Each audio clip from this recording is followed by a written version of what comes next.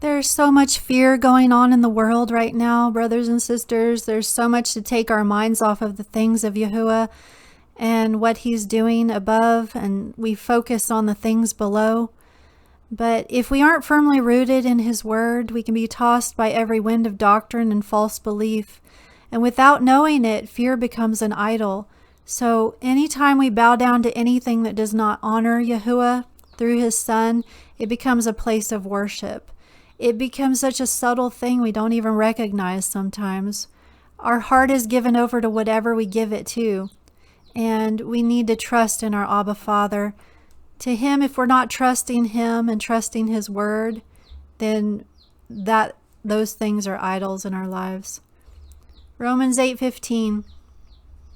For you did not receive a spirit that makes you a slave again to fear, but you received the spirit of adoption, whereby we cry, Abba, Father, because he saves us when we call him with a humble and repentant heart. He always saves his people. He saves us. He gave us his Ruach to be able to strengthen us. Luke 18:7. For will not Yahuwah defend and protect and avenge his elect, his chosen ones who cry to him day and night?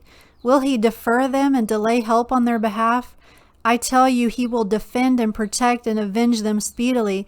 However, when the Son of Man comes, will he find faith upon the earth? I think we need to say, yes, he will. We cannot fear anything. Fear him, but not fear man. We will see that being attached to the things of the world keep us bound to the lower frequency of life. It opens doors to oppression and harm in our lives. When we are set free of that bondage, which our Messiah set us free of sin and death, he set us free of it, it's been done, then the true healing can begin when we realize it. We have to trust and be willing to let go of the outcome of every situation we encounter. So when we hold on to the outcome of a situation, we're basically saying we don't trust you, Father, that his purpose and his plan and his will is good. What if he has a plan for us that we don't understand and we're in the way of it? So we have an outcome that we desire. We can pray to him for things, and we should, but we need to trust his outcome. He works all things together for good to those who love him and are called according to his purpose.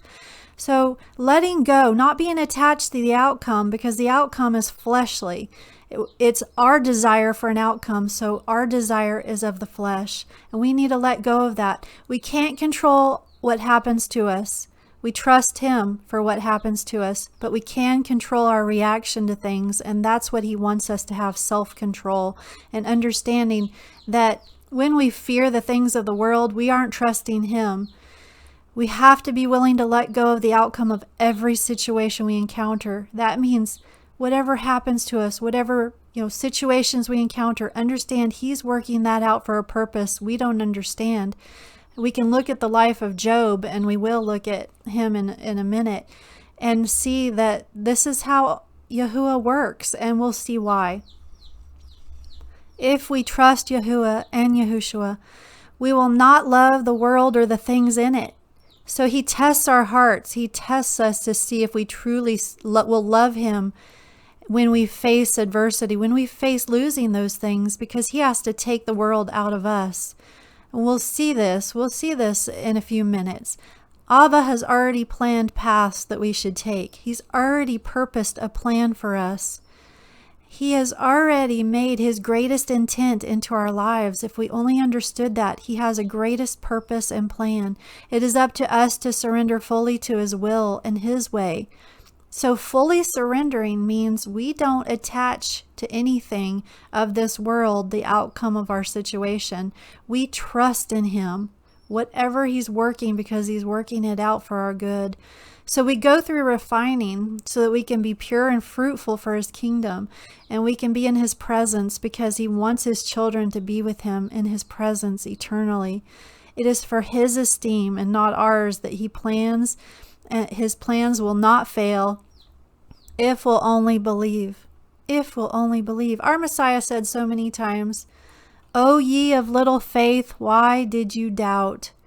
We doubt the word of Yah, but we trust the world and the lies of the world. It makes, it's hard to overcome that sometimes. That's the giants in the land that we face, the things that we have to overcome. And it's the fear of what the worldly things and the man is doing. And if we don't trust Yah, his word is good. His word stands. The world is perishing. His word will stand, and we have to trust in it. Just like the 12 spies in the land when they were trying to enter the promised land, only 2 of them knew that they could go in and take the land because they trusted in Yah. We see all these things, these miracles. We have to learn from the past of what the mistakes of other people made. We need to learn from those mistakes and learn how to imitate the things that they did that were successes and get rid of the failures. And the 10 spies of the land who brought back the bad report, Yah said, you're not entering the land. You're not going in. You're going to die in this wilderness. And it's that important to Yah that we trust him and trust his word, because it's good. He will deliver us every time. He delivers. He delivers. And if we didn't go through anything, how could he refine us? And if we didn't go through anything, how could he deliver us and strengthen our faith in him? So when we trust in him, we enter into his promises. We get rid of ourself and our desire for our will and our desire, and we trust his will and his desire. Things will change, and we'll bring this kingdom on earth. We'll, be like Daniel, be like David, be like the 2 spies who didn't fear the bad report in the land. Be the strong people of Yah who stand up to the giants, who know that when they're put in the fiery furnace, they're going to stand and not be burned.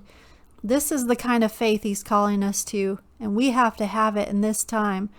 Proverbs 19:21, many plans are in a man's heart and mind, but it is Yahuwah's purpose for him that will stand. The Ruach showed me this week about how trees can have parasites on them. Large and small trees can be taken over by a parasite that grows upon their branches. Most shrubs stay to themselves, but there's an opportunistic shrub that desires the residence and inhabiting the trees in its midst, which is mistletoe. And this reminds me of the spiritual forces of wickedness, the unclean spirits. Mistletoe is a parasitic evergreen shrub, and it embeds its root-like structures or claws, if you will, into tree branches. And once it has embedded into the branches of the tree, it begins to steal and rob the tree of vital life force energy and its substance, absorbing in itself the water and minerals from the tree that it needs. So we know that Yah talks about us being trees planted by streams of living water, that we would grow into these strong trees from a little plant, mustard seed of faith will grow into this strong tree of faith, and will be planted by streams of living water, and will be drawing from the life source. But things like fear and things we hold on to of the world, it becomes a parasite in our lives. It robs the vital life force energy from us.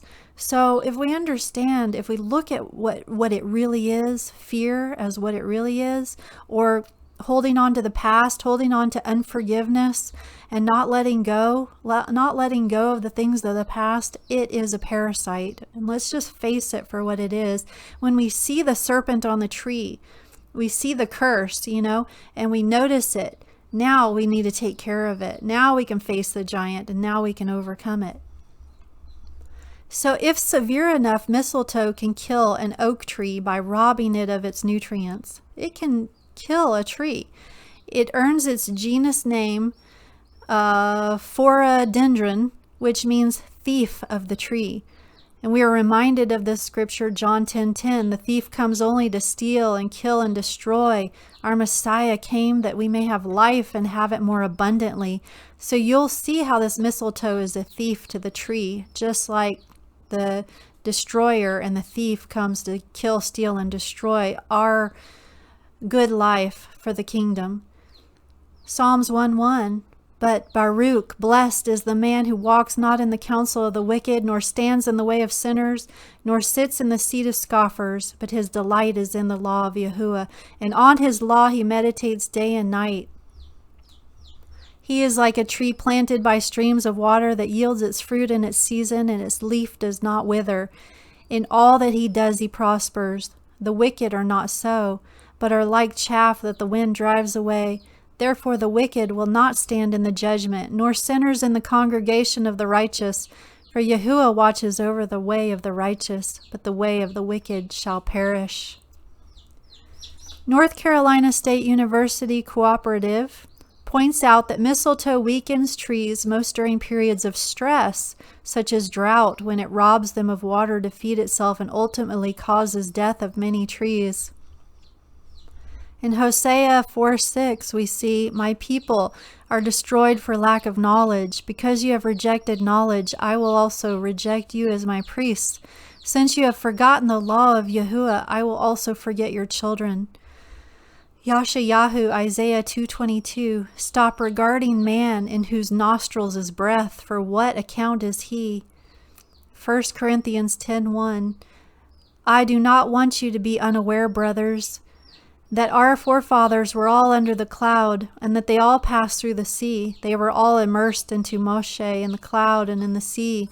They all ate of the same spiritual food and drank the same spiritual drink, for they drank from the spiritual rock that accompanied them, and that rock was Messiah." Nevertheless, Yahuwah was not pleased with most of them, for they were struck down in the wilderness. These things took place as examples to keep us from craving evil things as they did. Do not be idolaters as some of them were, as it is written, "The people sat down to eat and to drink and got up to indulge in revelry." We should not commit sexual immorality as some of them did, and in one day 23,000 of them died. We should not test Messiah as some of them did and were killed by snakes. And do not complain as some of them did and were killed by the destroying messengers.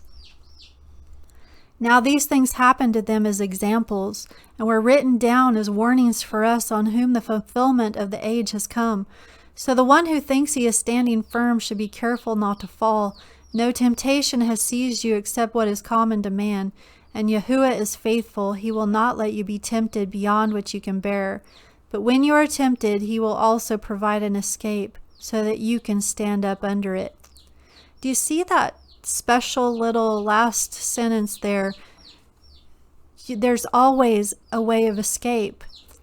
It's a spiritual thing. You'll have to understand that he always provides an escape. He's already prepared a plan for us, a way, a path that we should walk in it. And he's already made a way of an escape for us if we'll just believe.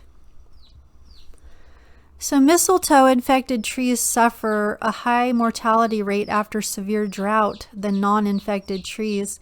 So especially when we're at our weakest, we're more vulnerable to these things, the spiritual unclean forces.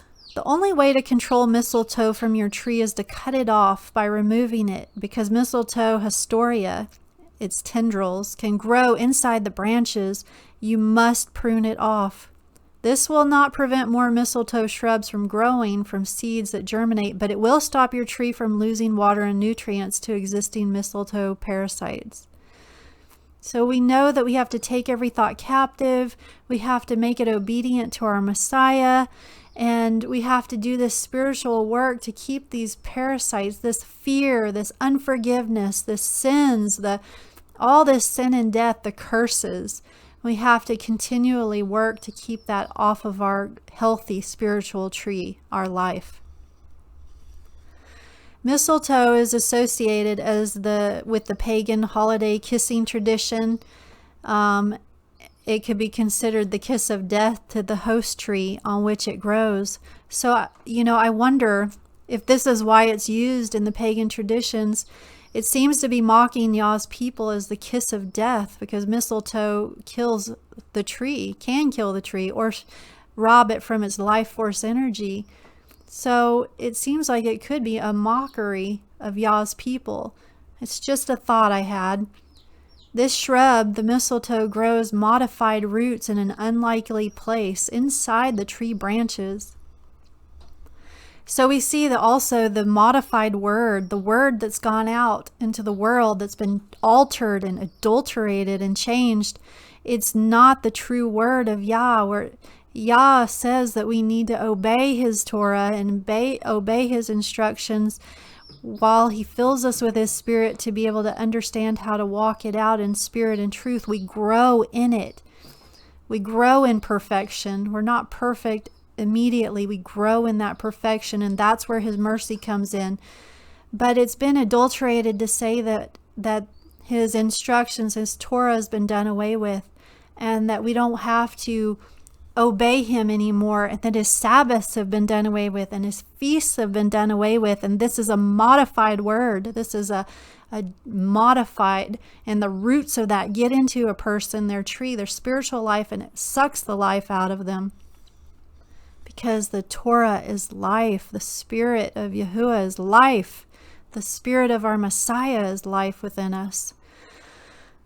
So it's gotten into the people's hearts and minds and steals their life force and true word right out of them. This is why Yahuwah wants us to remove the leaven from within us, to make atonement so that we can remove all this modified tendrils of the parasites within. Get rid of the leaven of the Pharisees, get rid of the leaven of the world, get rid of everything that we've been told, and be transformed by renewing our minds and receive this new spiritual insight and information, and be filled with His Ruach to walk in it in spirit and truth, and fear no evil. According to the University of Florida, mistletoe is a parasite that, by extracting water and minerals, it, just like the world, dehydrates and robs a tree of its life force, and it robs us of the true living water and the true bread of life, the Word, and our Father's love, this living water that waters this Word within us and fills us to overflowing so we can share this truth. And damage caused by mistletoe, by these parasites. Healthy trees can withstand some mistletoe growth without life-threatening consequences. So I guess you could say we can also handle some, but is it really fruitful for us to have any of it? Any of the pride of life and the lusts of flesh and the desires of this world, and to treasure the things of the earth rather than treasuring the eternal things? For eye has not seen nor ear has heard the things that Yah has prepared for those who love Him. So we're walking by this hope and this faith, this deep faith in Him that there's better things to come. But severe mistletoe infestations can cause irreparable damage, just like this infestation of the lawless word can cause damage to a person's spiritual growth and development. And that also goes in line with the parable of the sower of the seed, where it falls on rocky soil or tilled up soil, or it gets choked out by the things of life, the things of the world. The seed, the word of Yah, can be choked out by the weeds and the tares and all this stuff, and it can be stolen from us, and we can't grow that good seed within us. This is what fear does. This is what the modified word, and this is what the parasites of the world do. This brainwashing and indoctrination of the word, saying that His instructions have been done away with, when His instructions are the good seed that's to be planted in our willing heart as we surrender all to Him and allow Him to implant this word in us and grow it through the Spirit. It's a beautiful thing. Individual branches may die, and entire trees may suffer reduced vigor, stunted growth, or death as Hysteria suffocates branches. So it can damage us, it can suffocate us, it can stunt our growth. All this modified word, this parasite stuff that comes in, it's not the pure word, the bread of life and the water of life. If it's not the true word, it can stunt us. If we allow fear in, unforgiveness, anger, hostility, love is the highest energy that we can resonate at, that his frequency, when we love him in his ways and surrender to him, then he can fill us with that highest frequency and get rid of all that stuff, those parasites. We have to believe, though. The greatest damage to tree health is the loss of its water to mistletoe growth, particularly when mistletoe is flowering and producing its poisonous fruit. So it's poisonous to us. And as an obligate parasite, mistletoe can only grow on living trees. If its tree host dies, mistletoe cannot survive. So an unclean spirit has to find a new host when its host dies, and it roams through dark, dry places looking for a new host. Don't allow yourself to be a host to this by allowing all the things of the past to cause you not to love. The love will raise your frequency. The love of our Creator will give us his healing energy within us, and our Messiah died for it.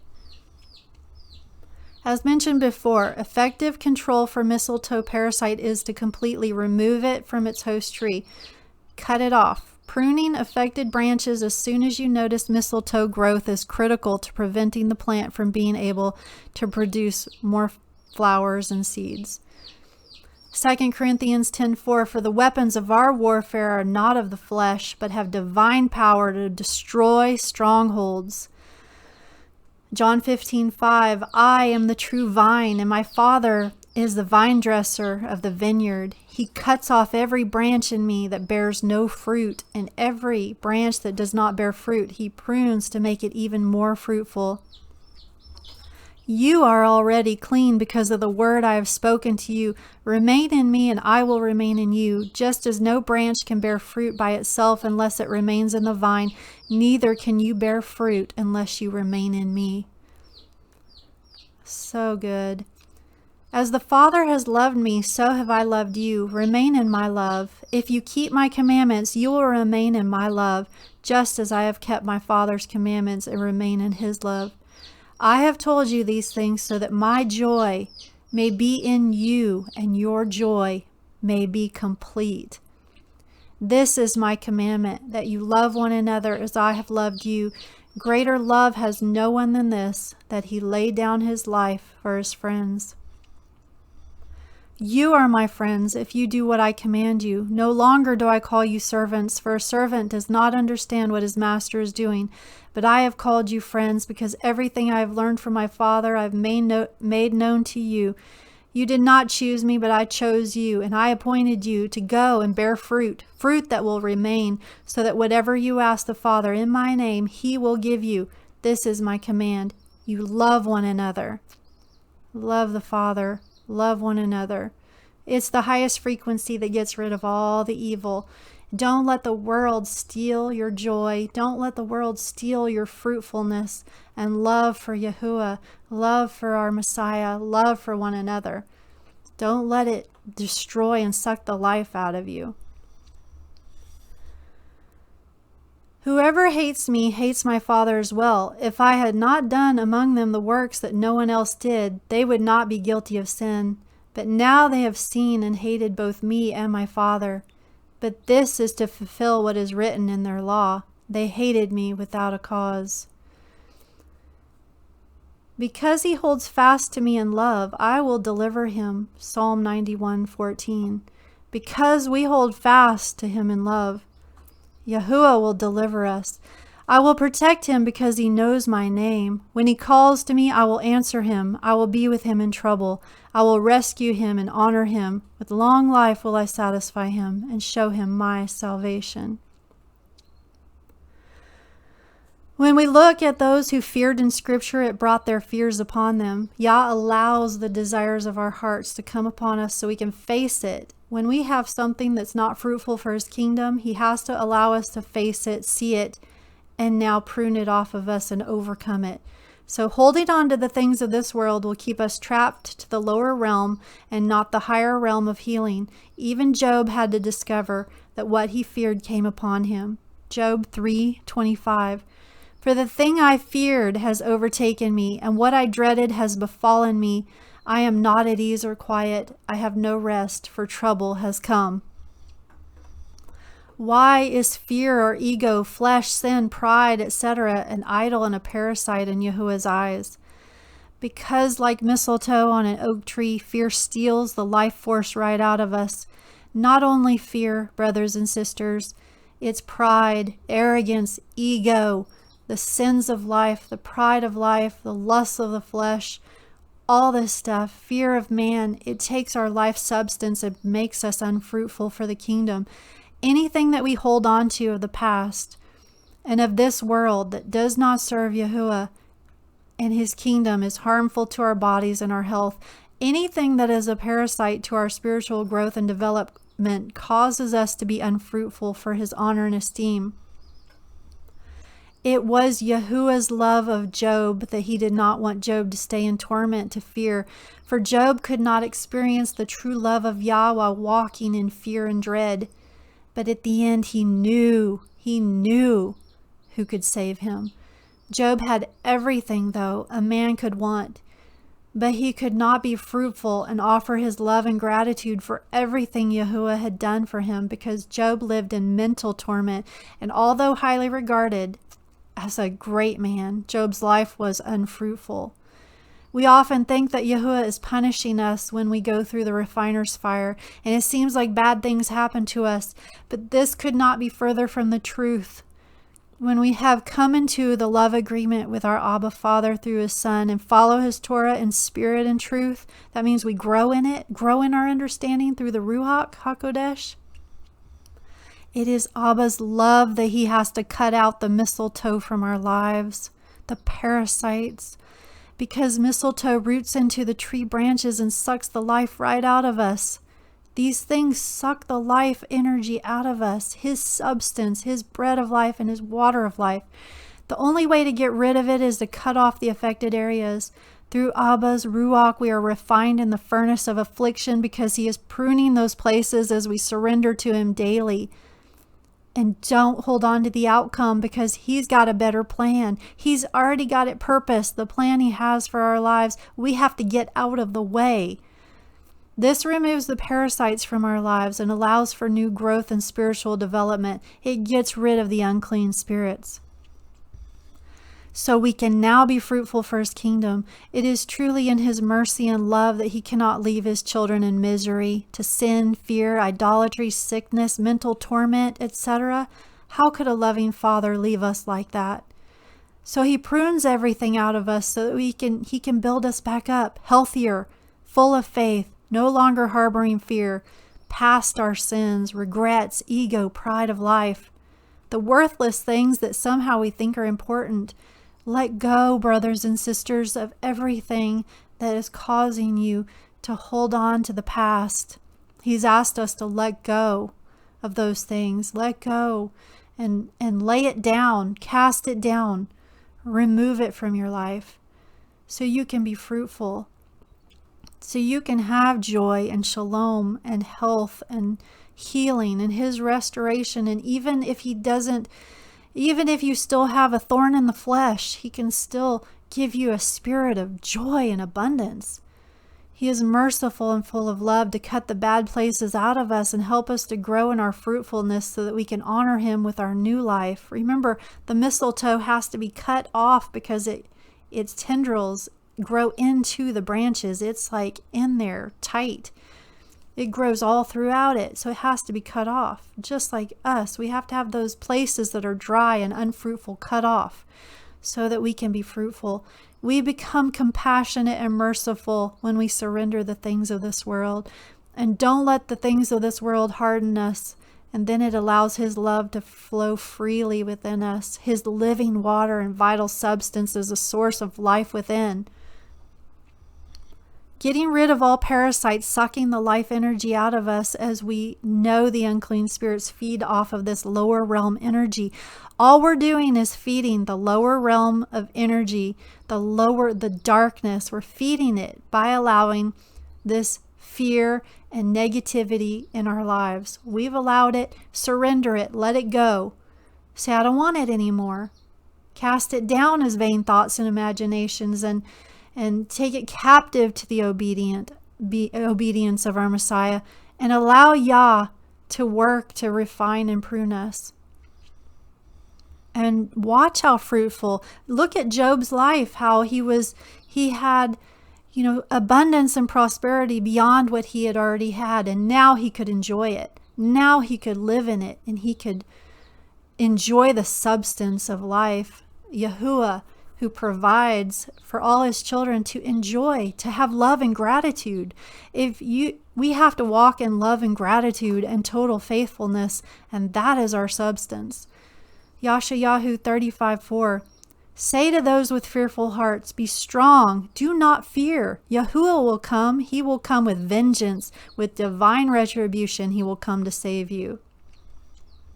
YHWH Isaiah 43:18.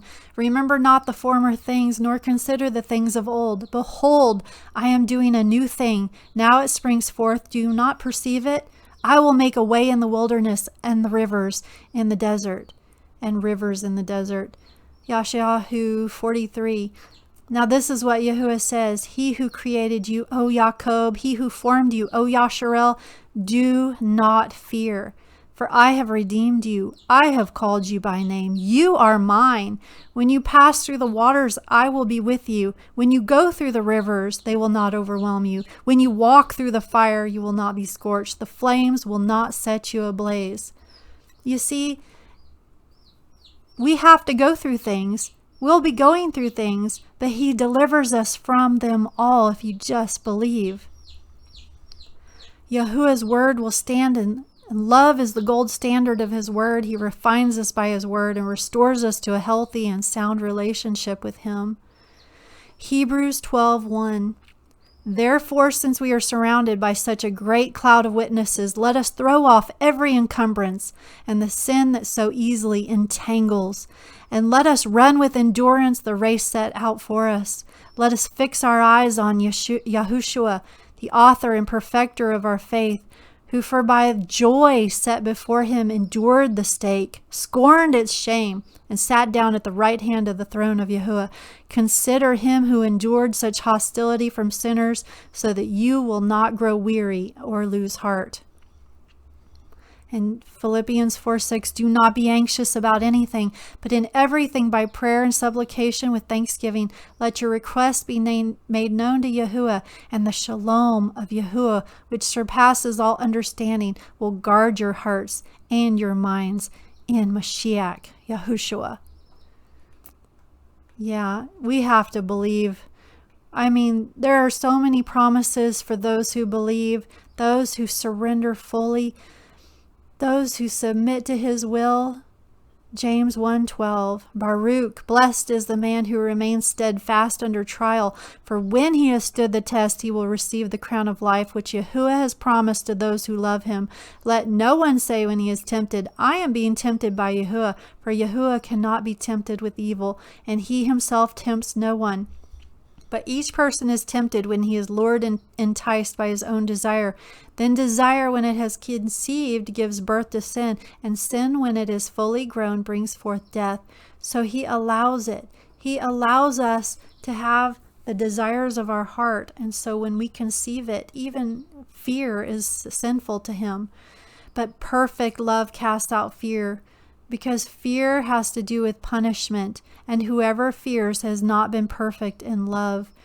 Perfect love for Yahuwah casts out fear of all the world. The beginning of wisdom is fearing Yah, yes, but the end of that is this perfect love, knowing that he is refining us to be fruitful for his kingdom, so that we can actually walk in the abundance of his prosperity that he has for us, his greatest will and desire for us, that we can walk in it.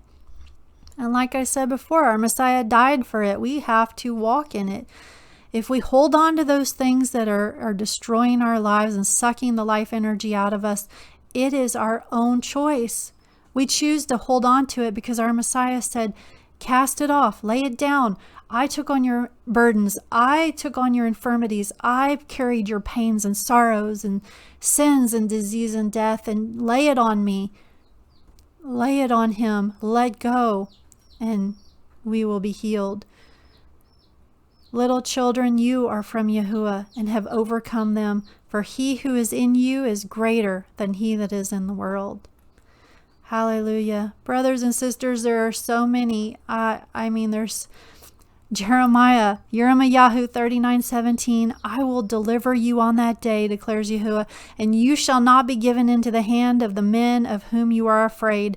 For I will surely save you, and you shall not fall by the sword, but you shall have your life as a prize of war, because you have put your trust in me, declares Yahuwah. Yes, that's it. Faith like Daniel, faith like David, faith like the Shadrach, Meshach, and Abednego, faith like the two spies in the land who didn't fear to enter into the promise. We enter into his promises when we don't fear. We have to let go of fear. Let it go, brothers and sisters, and be healed and redeemed and set free. So I just hope you are encouraged, have faith, don't fear, and have a wonderful, wonderful week and Shabbat when it comes, and rejoice and delight in it, and delight in his ways, and he will delight in you. And I will catch you on the next one, brothers and sisters, Yah willing.